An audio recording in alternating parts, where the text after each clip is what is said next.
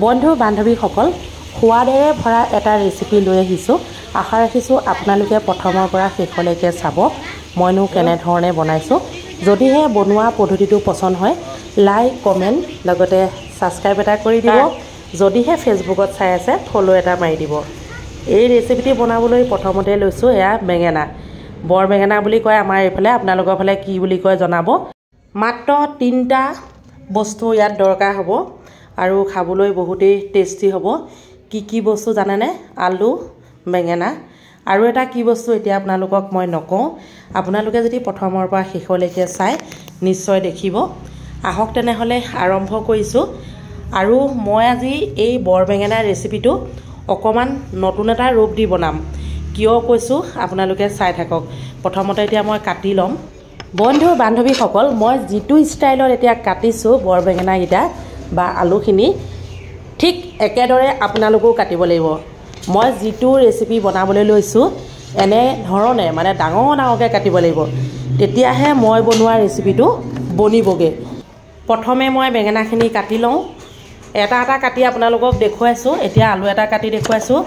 আলুটো কিন্তু বাকলি গুচাব নালাগিব। যদি বাকলি গুচাই দিয়ে আলুটো ভাগি থাকিব। আৰু মই যিটো ৰেচিপি বনাইছোঁ মানে মোৰ দৰে নহ'ব। ইতিমধ্যে বেঙেনা আলু সকলোখিনি ডাঙৰ ডাঙৰকৈ কাটি ল'লোঁ।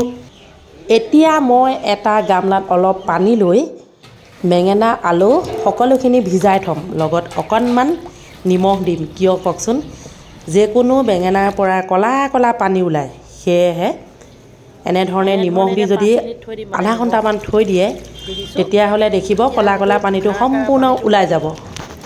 মই বৰ বেঙেনা ব্যৱহাৰ কৰিছোঁ, আপোনালোকে যিকোনো বেঙেনা ব্যৱহাৰ কৰিব পাৰে। কিন্তু যদিহে খৰ খজুৱতি আছে এইটো ৰেচিপি নাখাব দেই। এতিয়া মই হালকা ফ্ৰাই কৰিম, মানে একদম হালকা ফুলকা কমকৈ ভাজি ল'ম বেঙেনাখিনি প্ৰথমতে। আপোনালোকে ষ্টেপ বাই ষ্টেপ চাই থাকক। তেতিয়া নিজেও বনাই খাব পাৰিব আৰু খাবলৈ বহুত টেষ্টি। ক'বলৈ কোনো ভাষা নাই। মই বনাই নিজেই ইমানেই ভাল পালোঁ খাই, মানে আপোনালোকক কি ক'ম আৰু, সেয়েহে আপোনালোকলৈ আগবঢ়াইছোঁ। আপোনালোকে এটা কথা মন কৰিছেনে? হালধি নিমখ মই একো দিয়া নাই। মই যিটো ছিষ্টেমত দেখুৱাইছোঁ তেনেকৈ আপোনালোকে বনাই খাই চাব। প্ৰথমতে হালধি নিমখ একো নিদিয়াকৈ বেঙেনাখিনি অকণমান ভাজি ল'ব। ইতিমধ্যে বেঙেনাখিনি ভজা হৈ গ'ল। এতিয়া মই আলুখিনি ভাজি ল'ম।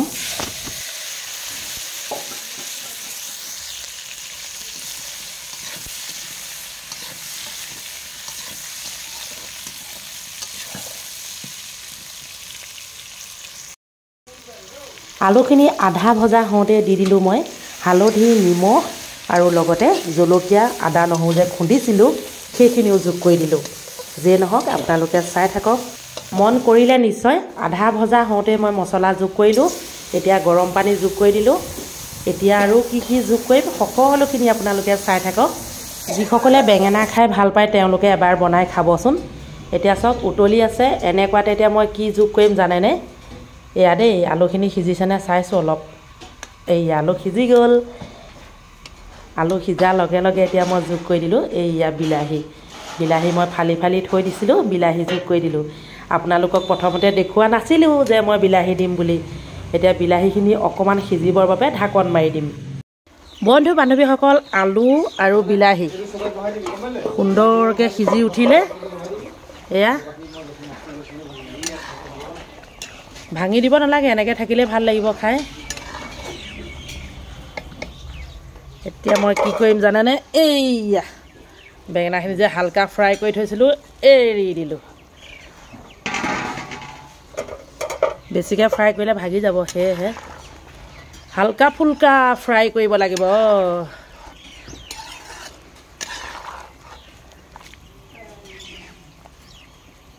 এতিয়া আৰু 2-3 মিনিট উতলিবলৈ দিম আৰু হৈ গ'ল বেঙেনা জোল। বন্ধু বান্ধৱীসকল এইখিনিতে কথা এটা কওঁ, মানে বিলাহী আৰু আলু বেঙেনা একো বস্তু ভাগিব নালাগে, তেতিয়া জোলটো খাই বহুত ধুনীয়া লাগে। ইয়াত মই দেখিলে আদা নহৰু নিমখ হালধি অকণমান জিৰা পাউডাৰ অকণমান ৰেড চিলি সকলোখিনি দিছোঁ। আৰু মানে কিচেনত যিখিনি মছলা আছে তাৰে অলপ অলপ সকলোখিনি দিছোঁ। এনেধৰণে বেঙেনা জোল খাবলৈ বহুত ধুনীয়া লাগে। আমাৰ এইটো হোটেলত বনাইছোঁ দেই, কাষ্টমাৰৰ বাবে বনাইছোঁ।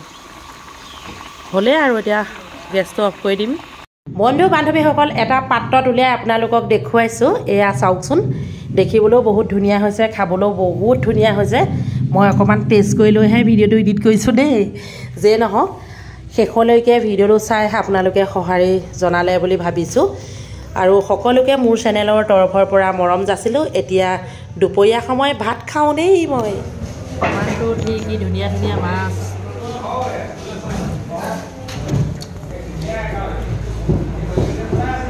এইবিলাকো আলু বেঙেনা বিলাহী জোল